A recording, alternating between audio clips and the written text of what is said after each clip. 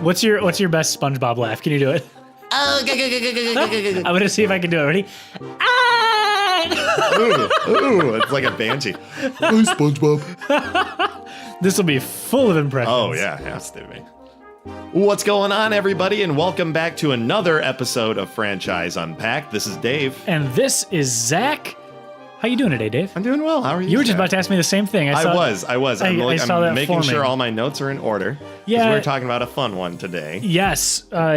So, last week we talked about Halo. Yep. That was a blast. Recording that episode a huge throwback. I had nostalgia like crazy. Well, it was cool because Jeffrey just knew so much about it, and we do love bringing on people that know all about these franchises because we try to learn as much as we can, but we're recording week to week, so usually at most we have a week to research. Yeah, these. and we don't want to just talk about all the things that we do get a chance to. I mean, 95% it's stuff that we are obsessed with in our daily lives, but we don't want to put our friends and family through listening to all of it. So it is great when we do, especially on stuff like Halo. I do greatly appreciate, but it has fallen by the wayside. Oh yeah, in my in my personal life. So it's great to have that throwback and to remember and to see kind of what has come from it too. So to discuss that. Before we dive into today's episode, I just wanted to share a story that happened to me today. Okay. I got a robocall,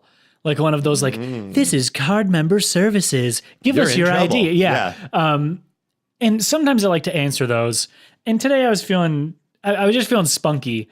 And so I answered the phone and I didn't mess with the guy though. I answered it and I waited to get through to someone and I said, hey, how about you don't call this number? Or what did I say? I said, hey, don't call this number anymore. How about you stop calling this number?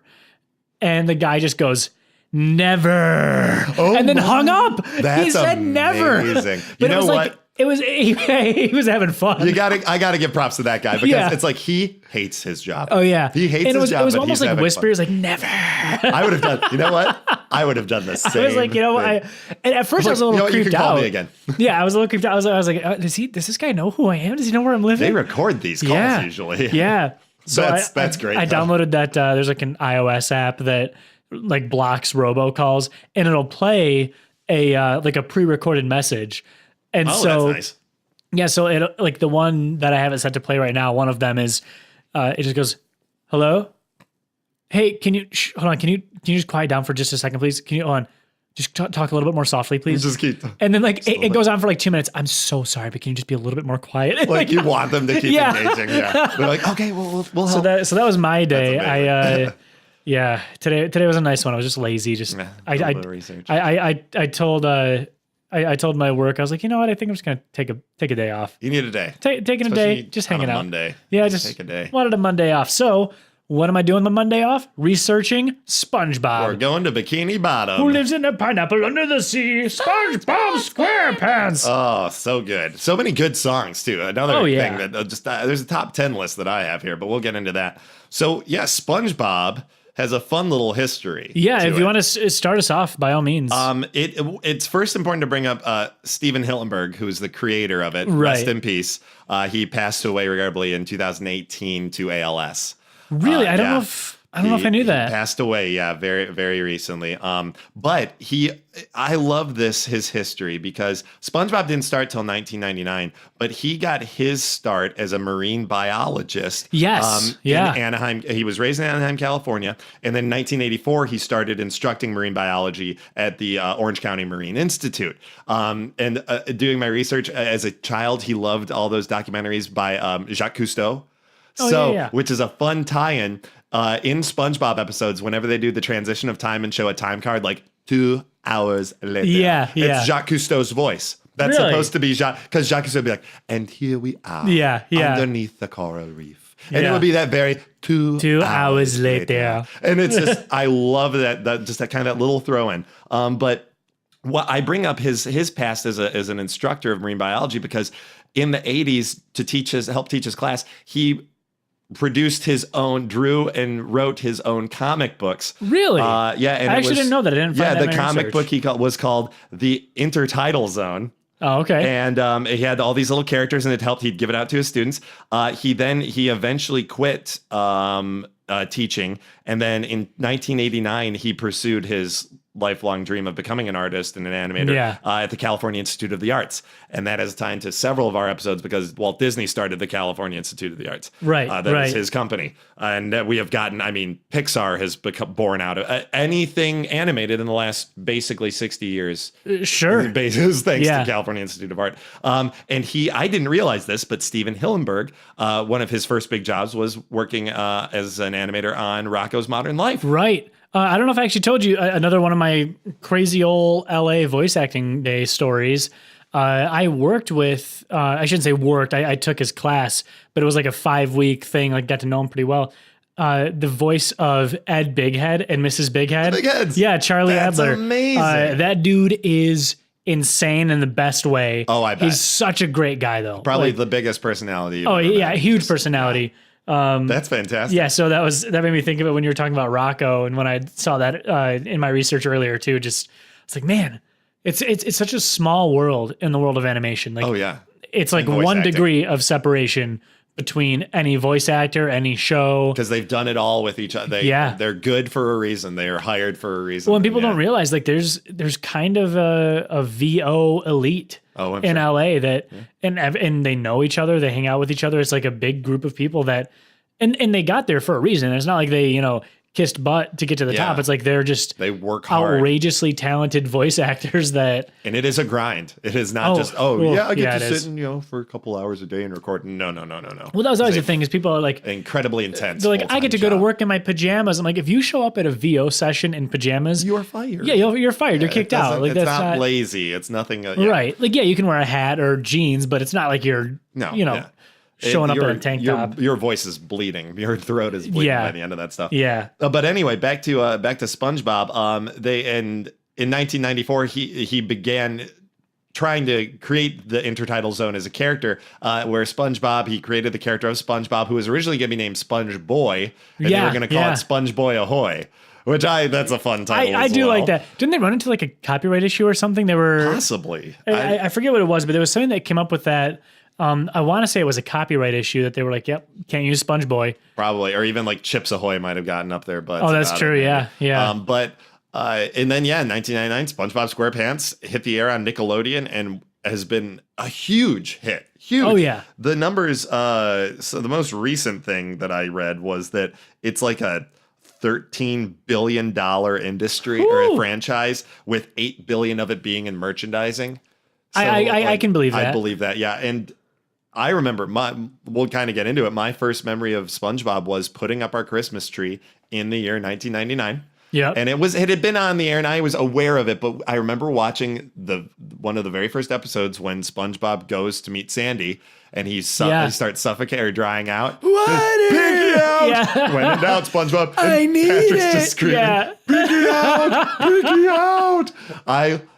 I remember we were putting up the tree, and after we were done putting up the tree, we all sat back and just continued watching it. Yeah. And we were like, what? And my dad was laughing, my mom was laughing, because it is one of those shows, we've talked about it. It's just the adult content is also there throughout. Not adult being R-rated, but just humor. They definitely wrote it so that the parents wouldn't be pulling their hair out watching this with their kids. And even though SpongeBob's voice, it is sort of up here and, it's a little bit pinched and nasally and high. Voiced by the famous Tom Kenny. Tom Kenny, the legend. The legend. One of the people that I wished I could have worked with out there for a class, but he's so tough to get with. I can imagine. But, even that voice, even though it was a little bit kid-oriented, it's to this day, it's not annoying to listen to. It's not a grating voice. It's funny. Like people, this is way off topic, but like when Adam Sandler movies are brought up, I'm not a huge fan of Little Nicky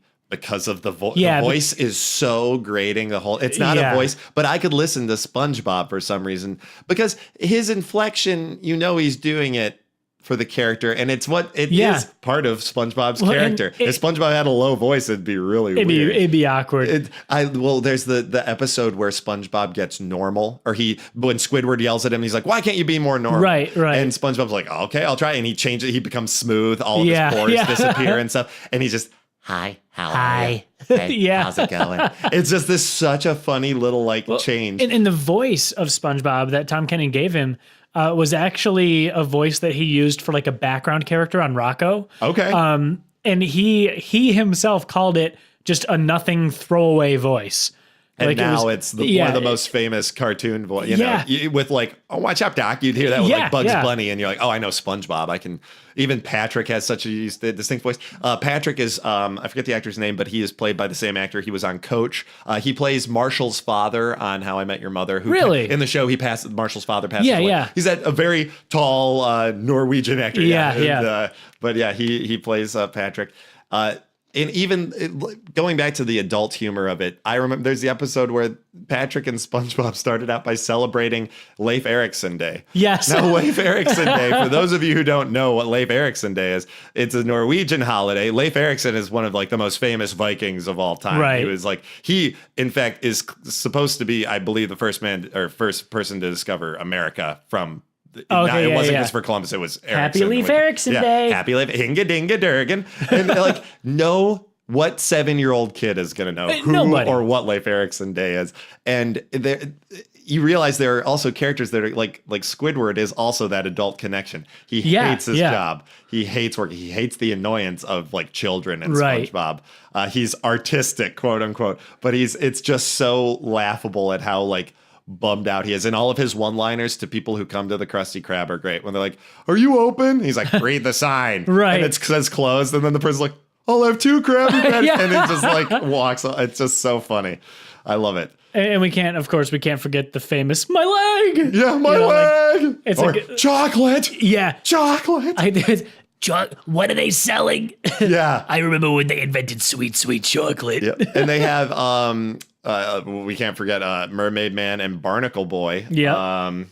And Mermaid Man is voiced by, hold on one second. This is going to kill me that it's not off the top of my head. Ernest Borgnine, who is Mikhail, the original Mikhail from Mikhail's Navy. That's why I'm sure they had him in as Mermaid Man. It's something. Yeah. So Ernie Borgnine, who a very, very famous actor from the old days. But and then and Tim Conway is Barnacle Boy. I didn't know that. Tim Conway. Yep. Okay. Yeah. Barnacle Two Boy. very famous actors. That's awesome. But what was your first memory? I mean, honestly, it's a little bit blurred because I was watching a lot of Nickelodeon during that time, like 8, 9 years old. Yeah. But I just remember immediately loving this series. Like, I wanted to see every episode. I would watch the repeats if they were on, because it was funny without feeling like it was pandering to the kids. Yep. And like when you're a kid, it's like you recognize that. You know when a show isn't pandering to you. You know when something's going to have staying power. Right. It's like I knew that I was entertained and I never stopped being entertainment by it every year of it. Like, right. Even if it was like you said, we could put on the first episode when he gets his spatula and he gets his job at the Krabby Patty, and I will laugh at that episode. It's because it's a great episode. It is. It is a great episode. And it also makes me realize that show stuck to its themes and character. Oh yeah. The entirety. Nothing changes. Nothing and changes. I think that's for the best, because some shows they'll introduce too many new characters or try to make a new main plot line. Like, as much as I love Adventure Time, that's one of the things that it suffered from was you ended up by the last season, there were so many new A-list characters that you had to know. If you hadn't been following. Yeah, if you hadn't been following, you were lost. That'd be really weird. And it's the thing with Adventure Time too is it's cool how they introduce characters and new plots. Like they might just have one episode because this is the one-off adventure that these characters have. They meet a new character. This character might pop up a couple years later, but by the end of Adventure Time, every character was popping. Every single thing, which was awesome. It was the creators really just retconning and making everything cohesive. It was a nod to their audience, which is so appreciated. But for a person like me who might come in and just want to watch a couple of random episodes of Adventure Time, I'm going to be a little turned off if there's no through line for SpongeBob. But it's not even like with Adventure, they'd change up the animation style or the character drawings. Yeah. Like you'd be completely like, am I if watching? If you came in on the wrong episode, you'd be lost. Yeah. Well, and another thing too that Steven Hillenburg didn't want he didn't want a lot of celebrity cameos. Okay. He didn't want Camrys either, from what I know. No, Toyota Camrys. But he didn't want it to become another The Simpsons, where, every episode had some famous, cameo coming in and taking over. That's what drew the crowd. Right. I feel like, who's on The Simpsons this week? And eventually they did get, Will Ferrell and Rosario Dawson and Pink and so they did eventually bring on some cameos, but it wasn't. Especially in the movies. Yeah. But it wasn't about that. And I would always notice that the actors would do such a good job with their character. Oh, yeah. You wouldn't recognize, like I mentioned, Ernest Borgnine, he has a very distinct voice, but he's playing like a crotchety old man. But you're like, you still like, if I didn't know this, these all just sound like, it could be a random voice actor. And do you remember, did you see any of the movies at all? Or I saw, what was it, like Sponge Out of Water? It was the one from the newest one? Yeah, from like 4 years ago or something like that. 2015, I think it came out. That was the one where they go to real life. Yeah. How was it? Not good. It was it was probably the cringiest movie I've ever seen. Oh, no. It was, and I hate to say it, and there were a couple of really, really funny moments where it was like laugh out loud, incredible jokes. A good bit. Yeah. But for those moments, I mean, you could have cut that movie down to a minute and a half, and it would have been the same amount of funny. Episode. Yeah, or just an episode, and that's how I kind of feel about the first movie too. Oh gosh, it's been so long since I've seen that. Yeah, but it was just, I don't know. Yeah. It was very, a friend brought it over and, I think the movies pander more. Like we talked about, the TV show doesn't pander, whereas the movies, they're like, there might be more young kids seeing this. Yeah, that's true. And which hurts it. Yeah, well, it definitely does. Well, my buddy who brought it over, he was a friend of mine who used to help me like get into VO classes when I lived out in LA. And he brought it over to me in Wes's apartment, and he was like, "Guys, we got to watch this today." And he was just insistent on it, and we were like, "All right, man, let's do it." And so we did, and I mean, he was having a good time, but like, it was rough. Was it one of those things where it's like, I'm such a big fan, it doesn't matter how bad it is. Right. I will love this. And that's the thing is like, if you were a diehard, no matter what SpongeBob fan, you probably would have enjoyed the movie. Hands down, it would have been great. I'm sure. But just from an objective point of view, like it was rough. It was a little rough. It didn't have the same, I guess, childlike wonder of the TV show. Okay. It felt like they were making, and that was what I was saying before. Like, we talked about, we were talking in the mini-sode about how some of the Marvel movies weren't doing it for me. Mm-hmm. And nothing against Marvel. I love Marvel movies, but it's for the same reason that the SpongeBob movie didn't work for me. Is it knows what it is, and it knows that it wants to reach this huge audience. So they make a blockbuster that is just this cookie cutter, stereotypical, gonna bring in money blockbuster. And that just crushes my soul when I see that. Because like the TV show never was that. No. The TV show had those creepy Ren and Stimpy type close-ups. Yeah, the butterfly episode's my favorite example, where the butterfly comes down in a bubble and like, look at how adorable it is. But then when it'll get close to a character and then does just an extreme real footage of a very extreme close-up of a butterfly's face, which is terrifying. It's monstrous. Yeah. And then they all just start freaking out. I love it. That is such a funny episode. But the show never did that. The show, even when it got big and when it wanted to grow, it never felt like anyway that it was saying, hey, look how big we are. I think as well with a show like that, it's tough to translate a full hour and a half plot to something like that, where it's like, this is ridiculous. I don't necessarily need to see SpongeBob or Patrick have like a realization that will help them with like a character change or something, which movies almost require. They do. Or like the bravery or something. Certainly more than a 10-minute episode of TV. Whereas like a 10 to 15-minute episode of SpongeBob is like, usually it's SpongeBob gets a wild hair up his butt. With Patrick, and they're like, let's do this because we either heard about it or we know this is how it is. Right. And the ridiculous, you almost can't believe it the entire time, and then the mission is accomplished, and you're like, okay, all right, it worked out. Yeah. Like the Krusty Krab pizza. Yes. When SpongeBob says, "Oh, look, we're saved," and he's looking at the rocks, and he's like, "What are you talking about?" And he's like, "They back in the day, they used to ride these boys across the prairie or whatever." Yeah. And then you're like, "What is he talking about?" And then the next scene is them riding a rock through because SpongeBob knew that that's how it would work. Oh my gosh, that scene where he's singing Krusty Krab pizza. Yeah, he's like, is the pizza. It's when he gets to the Krusty Krab. Like it's just man, it's incredible. There's some bangers coming from SpongeBob. I mean, Best Day Ever was from the movie. Sweet Victory, which they screwed up at the Super Bowl. Oh, don't even get me started. They teased us and they're like, "Get out of here!" Oh, they didn't even play like a snippet of it. They just they showed a clip song. What are you doing? And then fun, of course. How can we forget? F is for friends that do stuff together. U is for you and me. N is for anywhere, no survivors. Anytime at all. Down here in the deep blue sea. And then F is for fire that burns down the whole town. U is for uranium. Bombs. N is for no survivors. That was the best part. U is for uranium. Bombs. Just does not fit. It's just the brilliance. And then I remember speaking of the very first episode, it was the first time I'd ever heard the artist Tiny Tim.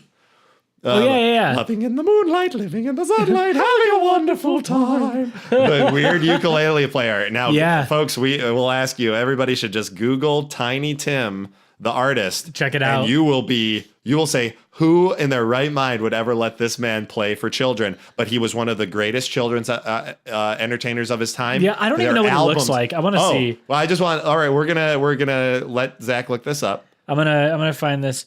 Oh. Yep. Now, how would you describe that man? He looks like if the Penguin from the Batman series had a baby with Tommy Wiseau. Right? And they stretched him out into a giant man. He's a big guy too. He's like a big guy, like awkwardly I would have never pictured that voice coming from him. It makes it really bizarre. Is there a video of him singing that song? We might have to find a video and post it. Yeah, we'll definitely be doing that. Well, and he's a ukulele player, so it's like a tiny little instrument. Right. And it makes it just look that much. Oh, weird. But you got to give the guy props. He made some awesome songs included. Oh, for sure. And that was, I don't know, SpongeBob did a lot of things, I guess, in that vein where it was uncommon, it was odd. And, they did pull from Ren and Stimpy or Rocko's Modern Life because those were huge at the time. And the whole theme, everything is tiki themed, which is like a very... about Bikini Bottom, there is a real place called Bikini Bottom, the Bikini Atoll, which is where they did a lot of nuclear testing. And the idea is that these critters were affected. Bikini Bottom is a post-nuclear, and that's why they're all running around having fun. Interesting. Squidward the business. And of course, jellyfishing. Yes, exactly. A huge part of it. Very big. And I mean, it's just, this show is so deep in how many, nods to society it has. Getting your driver's license. Yeah. SpongeBob struggling with his boat, poor Mrs. Puff. Poor Mrs. Puff. That episode and then floor it. Yes, SpongeBob. Floor it. No, don't floor it. Big toe. It's just so funny. To this day, I still remember that. And I'll think about big toe on the accelerator. Well, so I guess this kind of is starting to bring us a little bit into the present of the franchise. Yeah.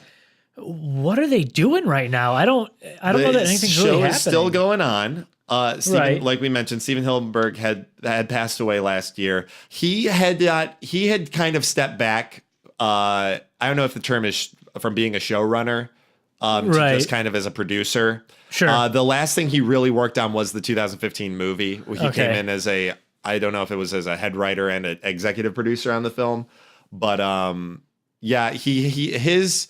I think his legacy had kind of dwindled in the 2010s. Yeah, a little bit. Yeah. So I think it's just still in good hands as long as you have good writers keep producing. Let's avoid movies, or if you're going to do a movie, just have an hour movie on TV. Well, I think the hard thing is when you reach, because it's been running since what do we say, 99. Yes. So I mean it transitioned from hand drawn to digital. You can see the clear delineation of art style. We saw it occur. But I mean, you're looking at a 20-year-old franchise. It's incredible. Hard to keep something going for that long. An animated franchise. Yeah. That's, you hear Family Guy, The Simpsons, and then SpongeBob. What else is, you have your animes like Dragon Ball Z. Right. That's unfair because how many iterations of that have occurred? Sure. It's not SpongeBob SquarePants V238. Right. There's nothing like that. Or Simpsons Outside Springfield or something that. Even The Simpsons, though, they arguably their stuff lately has been a little bit lackluster. I did hear Nickelodeon has announced a SpongeBob spin-off coming up. Interesting. I don't know what that entailed. There were no details that I could really get into. I think it's going to be released next year. Well, and that's something that we could talk too about as far as like the future of the franchise goes. Yeah, but as far as the present, did you play any of the video games? Do you know of any of the video games? I did. When I was younger, I played a couple of them. What were they? But they weren't good. No, I can imagine. And I had a list pulled up earlier, but there were like over 30 games total. I'd believe it. What were they? Puzzle? What was the one you played? It's shovelware. You know what I mean? It's whatever's popular at the time. So if people are playing, there's not a mobile game out. There is. Oh, okay. Yeah, there. I think there are a few actually. I might go download one when I get Yeah. Well, but they premium. And that's the thing that kind of stinks. I shouldn't say anytime, but a lot of the time when you get a TV show that gets turned into a video game, or a movie that gets turned into a video game, they're just going to make it something that's idle clickers. Yeah, idle clickers, or something that's easy. And the best example was, I don't know if you ever played The Simpsons Tapped Out. It was a huge success on iPhone because it's kind of the first of like, hey, look at this television show. We're going to set it. You build the town you're already familiar with. Right. Fill it with all these characters, which is a great formula. You're like, duh. Yeah, because it's like, I don't want to follow Homer around just doing little odds and ends. I want to build The Simpsons. So I feel like it would be another, you can make a Bikini Bottom. Right. And it's like, okay, now you have to wait 2 days for this building to make enough credits so you can build another, which literally becomes pay to play. And there are some TV or movie video games that did a great job. The Power Rangers side scroller beat 'em up, or Teenage Mutant Ninja Turtles. Oh, they always know what's up. The Simpsons arcade game, like Spider-Man, like they. If you can punch things, it usually turns out better for you. But they need. Was there like a Bikini Bottom Racers or something? There was a racing game. Game that would be probably the best. I forget what it was called. It might have actually been called Bikini Bottom Racers. I don't know why that stuck out in my head, but like I never played any of the video games. But it's like, to me, a racing game, like a Mario Kart-esque racing game, would be the closest thing you could have. Because, like I said, I don't want a Sims game where I just make one house or follow one character. It's not that kind of a series. It's the ensemble. And you could, I mean, I don't want to dive into the future yet, but there are a lot of ways that you could go with it that we will discuss. Yeah. But cool VR experience. Oh, yeah. That would be neat. Yeah.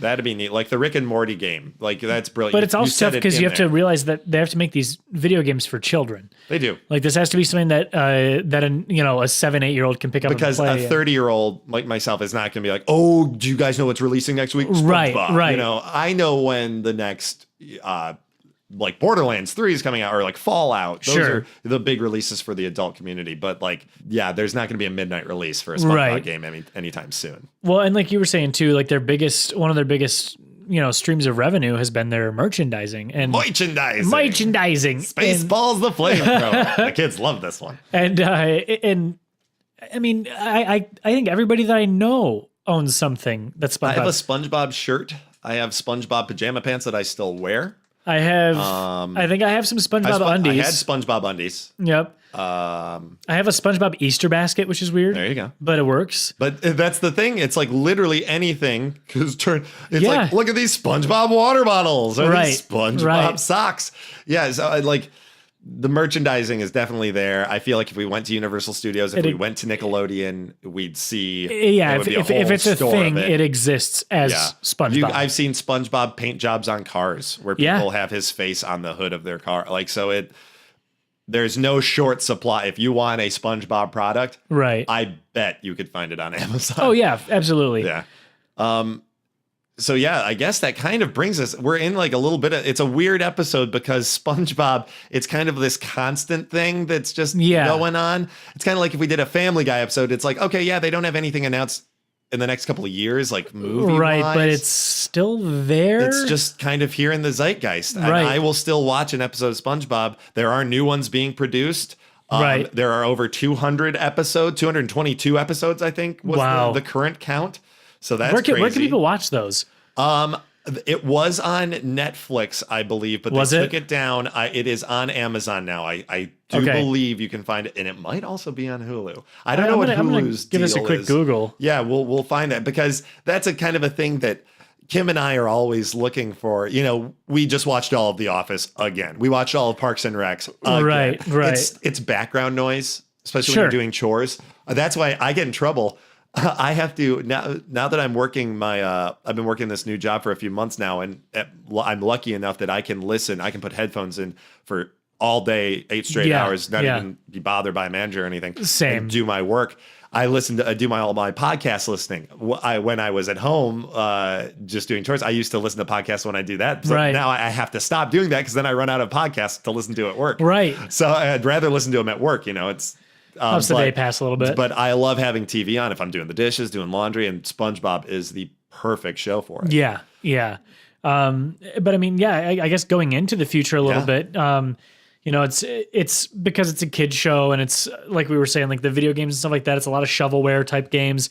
It's not maybe as Run the Krusty Krab. That'd be fun. You could create your own, make a little restaurant tycoon. Restaurant tycoon idea. Because I mean, that's half the show. Is the Krusty Krab. Well, and I think as far as video games go, anyway, I think that any franchise could benefit from a little bit of an open world. Sure.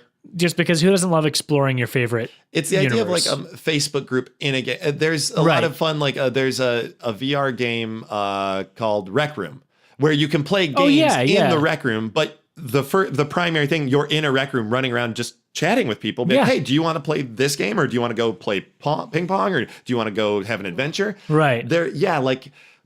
I love the idea of games going towards this open server, or like even in like Destiny, I didn't care for the game, but you go back to town and see everybody standing in town. You can't attack, but you can interact. You can do something like, hey, let's go on this. And you need that for a big game like that. You got to have some sort of, friends to play with. You go explore. What was the town in SpongeBob, the way down below where everyone ends the sentence with? Oh yeah. What was it? The Abyss or something like that? I can't remember it. Oh man, we're gonna get crucified because that's a big episode when they go to the theme park and SpongeBob's waiting for the bus, and every time he tries to reach for the candy bar, the bus approaches. Rock bottom. Rock bottom. Yes. Yep, I had to Google it. I have to admit, that was such a pivotal, funny episode.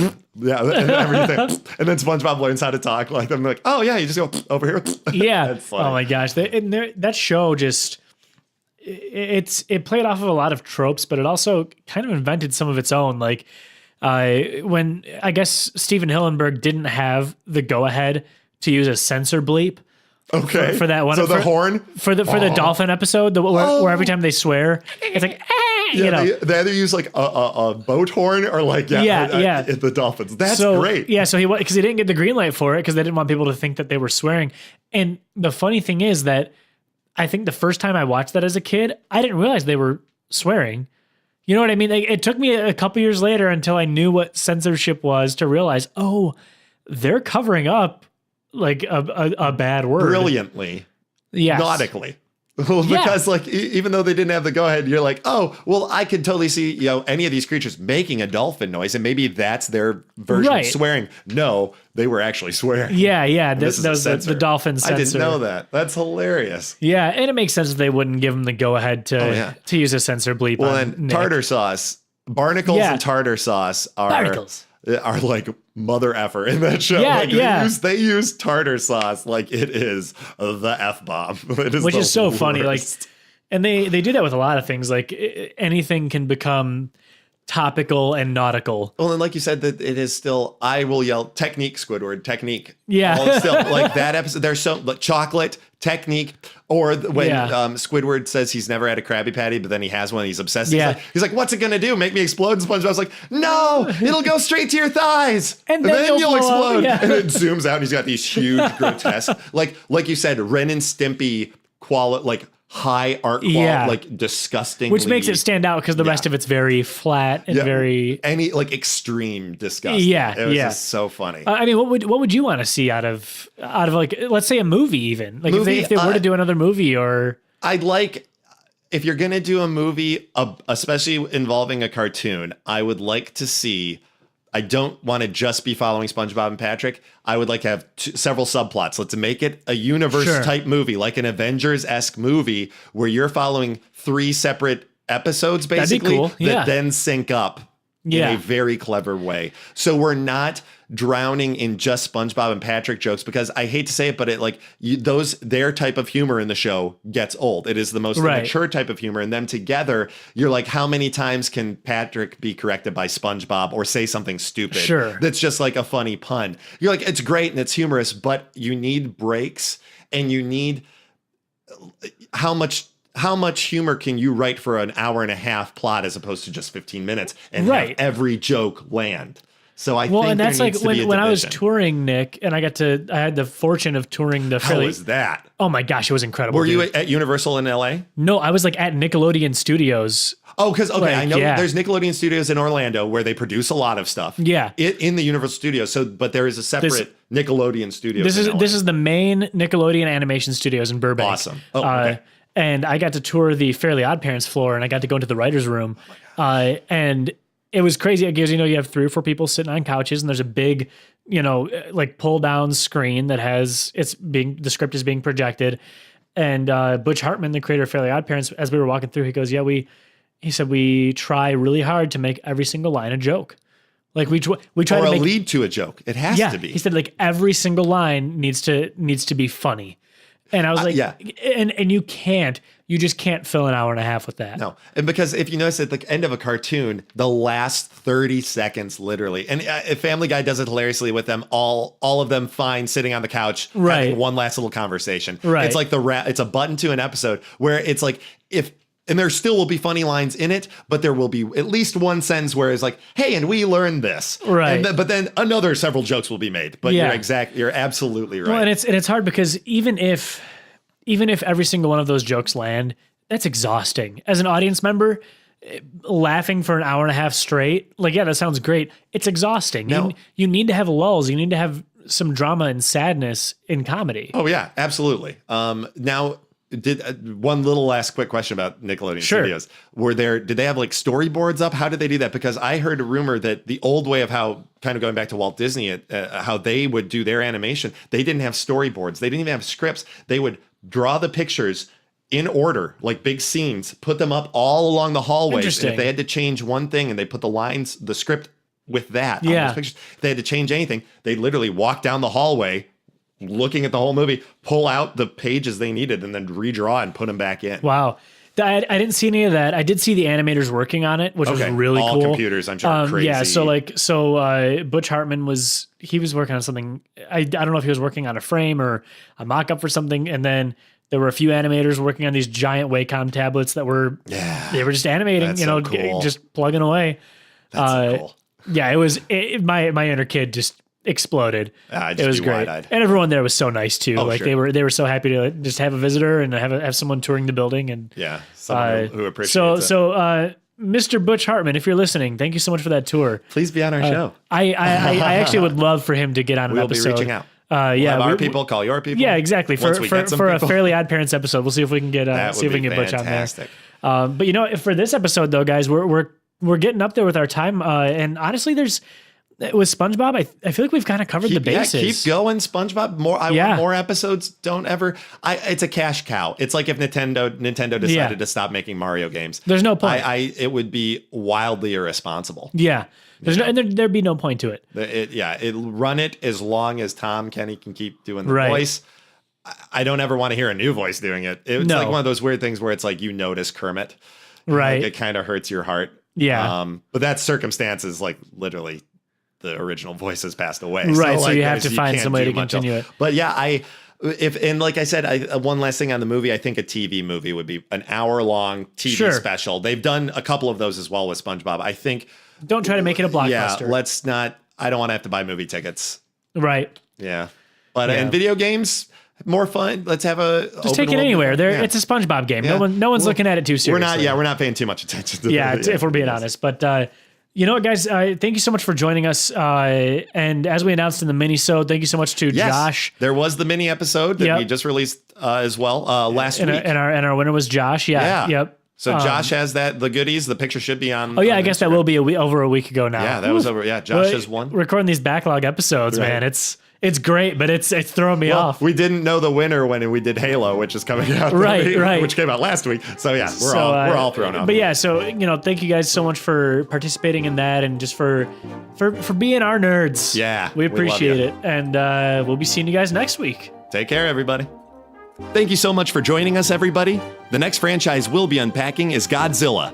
But in the meantime, feel free to drop us a line with any questions, comments, or future episodes at franchiseunpacked@gmail.com. Also, be sure to subscribe to us on iTunes, Stitcher, Google Play, Spotify, and check out our brand new YouTube channel. And be sure to share so we can keep these episodes coming your way. Thanks, everybody. We'll see you next time.